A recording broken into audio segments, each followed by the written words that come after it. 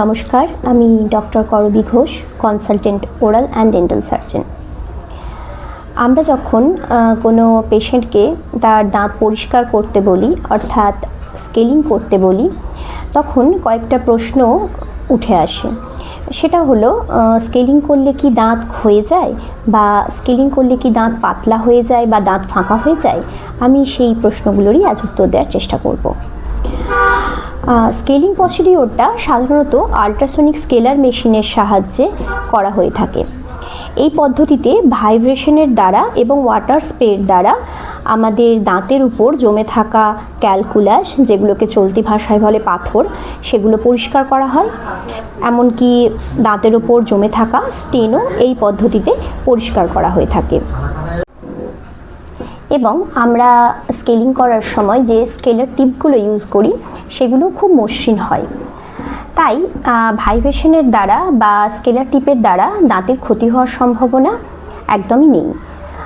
আমাদের দাঁতের ওপরের যে লেয়ার অর্থাৎ এনামেল, সেটা হলো আমাদের দেহের সবথেকে শক্ত টিস্যু অর্থাৎ হার্ড টিস্যু, এবং এটা বোনের থেকেও হার্ড। তাই ভাইব্রেশনের দ্বারা বা মসৃণ স্কেলার টিপের দ্বারা এই এনামেলের ক্ষয় হওয়া সম্ভব নয়।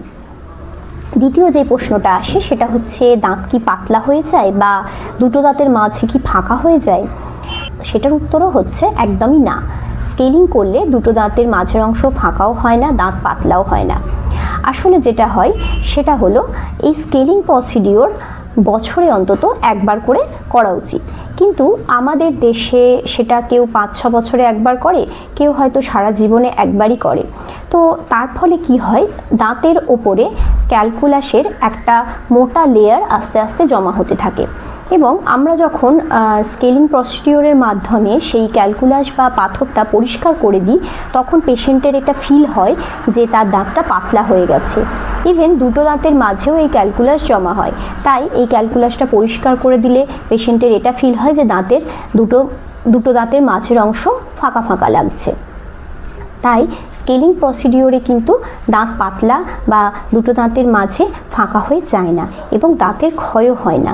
তাই আপনার যদি স্কেলিং করার দরকার পড়ে, অর্থাৎ আপনার ডেন্টিস্ট যদি আপনাকে স্কেলিং করার পরামর্শ দেন, তাহলে আপনি অবশ্যই সেটা করে নিতে পারেন। কারণ স্কেলিং প্রসিডিওরের মাধ্যমে দাঁত এবং মাড়ির স্বাস্থ্য বজায় থাকে। তাই ভয় না পেয়ে অবশ্যই স্কেলিং প্রসিডিওর করিয়ে নেওয়া উচিত। ভালো থাকবেন, সুস্থ থাকবেন। নমস্কার।